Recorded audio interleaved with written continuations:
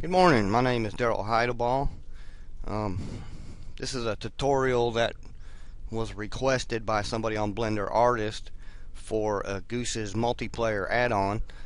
Just basically some observations that I have made and wanted to share with everybody so that if anybody else is having some of the same issues, problems, maybe by watching this they'll figure things out a little bit more and be able to keep pushing on with whatever game they are using. First of all, again, this is aGoose's multiplayer add-on. I think it's a wonderful system. He's really working hard on it, so I really enjoy it. I myself am not a big Python guru, so I wasn't even going to attempt to try to do a multiplayer. First of all, in general, the game I am currently developing is based on World War II tanks, so that's why I have basically two blend files open that shows something like a tank. This is not my game right now. If you've watched the previous tutorials made by aGoose, you already know how to set this up. Some of the terminology I'll be using today, I want to go ahead and clear up now so I don't try to confuse nobody. First thing is player level, player layer. This is basically what the player will be seeing as he plays. That's usually on the first layer like I have it here.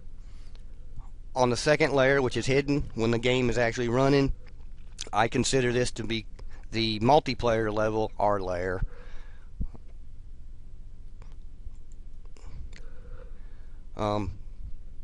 Setup is like everybody knows. On the player level, you have to have an entity. Let's move this up a little bit. That's got position, properties, orientation, whatever you need to send. On the multiplayer level, you have to have another object that is actually what I consider tied into the first layer that gets all this information. That way, whoever else connects to the same server are able to see where you are, what you're doing, whatever the case may be. Go ahead and minimize this. A couple of the observations I have noticed, I was having a problem with things not showing up when I thought they should be. Another thing was adding objects didn't seem to work, and an armature. I had an armature on the wheels of my tank, and it would work in Blender, they would move and everything else, but as soon as I tried to connect and move my tank, my wheels wouldn't move. I believe I have figured out what that issue was, and this is what I'm here to explain.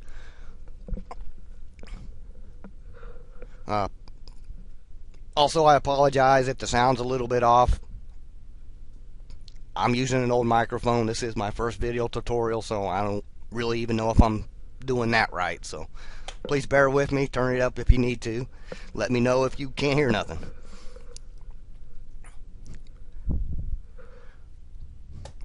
Okay, so a couple of things I've noticed. In order for things to show up on the multiplayer level so that others can see, there basically has to be one of two conditions met. One being, obviously, in order for it to show up in the multiplayer, it's got to be tied to an entity on the player level that is sending information to move your dummy tank, dummy character, whatever the case may be. That's one condition. The second condition is if you don't have a representation on the first layer, on the player level, it at least has to be parented to something that is. Case in general, we'll go back and look at this again.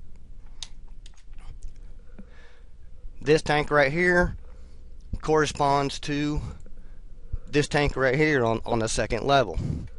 I've got wheels here, and I've actually got an armature here too. The the wheels are actually parented to the armature, which is actually parented to the multiplayer hull. I've tried to name these this way so I can keep them straight myself. Anything on the second layer, I just put MP in front of. Anything on the player level, I put PL for player. So, because of this one, this shows up. And because the wheels are parented to the armature and the armature is parented to the multiplayer hull, that is the reason why the wheels show up. And we'll go ahead and run this. I already have a server going. I'm not going in depth on that because I'm hopefully sure everybody already knows how to do all of that. So let's push play here, and let's push play here. Okay, that's what we want to see. Your representation of the tank you're moving, and the representation of anybody else who is connected to the server. If I push W here, because of the way I got it set up, if you noticed on this side, the wheels are moving. That's what we want. And vice versa, it works the same way. This is one thing that I could not get to work, and I couldn't figure out why. Now I know why. And the reason was, again, because the armature wasn't really there, because the armature wasn't parented to anything that was being shown. That is actually the setup you need to use. That will make your armature, and that will make anything else show up. Again, one of two conditions must be met. It must either have a representation on the player level, or it's got to be parented to something that is represented on the player level. That really, if you remember them two conditions, actually, you should be able to get everything to basically show up on the multiplayer level. Once I figured that out for the armature, then it got me to thinking, well, what about my addObjects now? Basically the same setup. We'll go ahead and run this again. I already showed you the wheels. I have a spacebar set up to just add an object, is basically what it does. When I push the spacebar, if you notice, I get a spear showing up on both sides, and then they go away. Same principle as the armature, same principle as everything else. If you just add the object, but it's not parented to nothing, you'll never see it, and you'll spend days, weeks, months, whatever, wondering what is going on. Why is this not showing up? Basically, again, same principle, just a little bit different in the setup. And I will upload this blend for everybody to take a look at. What I've actually done, and I've actually, on this layer I have two bullets. I have this one that I have basically set up for the player level, so when I push the space bar, which means shoot, this one shows up. I had to duplicate it and do it a little bit different in order for the multiplayer level. And one is because I've got a message actually set up that changes a property that says this tank is fired. But I couldn't use the same bullet because it just wouldn't work on the multiplayer. So I had to duplicate it and change it to go to a different empty. The difference in the two, again, like I said, it has to at least be parented to something that is being shown. I have an empty here. This is empty 1. I didn't really change the name. This is what's going to be spawning that bullet on the multiplayer level. So on the multiplayer bullet, I've got the message that says the property is true. Basically what this does, if you look at my properties over here, as soon as I remember where they are, I have two properties here. They're just Boolean, true, false. One is say move when this is true, or when fire is true. the property is on player hall. This corresponds to multiplayer hall. Same two properties. If you've watched aGoose's video, you know this has got to be true too. Move and fire.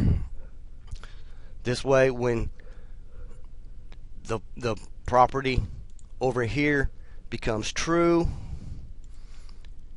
because of this plugin right here, the properties, it sends all the properties to multiplayer hall, which then changes the property here. And as you've seen, as I've got set up, when the property for move is true, this is what makes the armature actually play the action, the animation that I've got set up. And when I say fire, what it actually does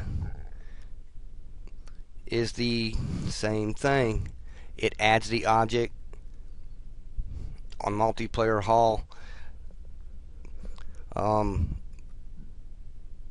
The reason I had to put a delay on these was actually in order to be able to change the property back to false. Otherwise the bullet would just never go away, or it would just appear and disappear so quick it would actually look like it wasn't moving. The difference though, when you add an object on the multiplayer level, you really can't set it to apparent unless you wanted to use invisibility plugin, or changing it from invisible to visible. That was the route I was going to first go until I figured this out. All you really need to do to make an addObject work is somewhere you have to tell it to set the parent. By setting the parent on the empty on the multiplayer level, that meets one of the conditions. It meets the condition because the empty here is always there. It is parented to the multiplayer hall, which has a representation on the player level. That is why it works. That is how it works. I'm not saying that's the way it should work, but this is the best workaround I have found. This is definitely changing some things for me, helping out a lot.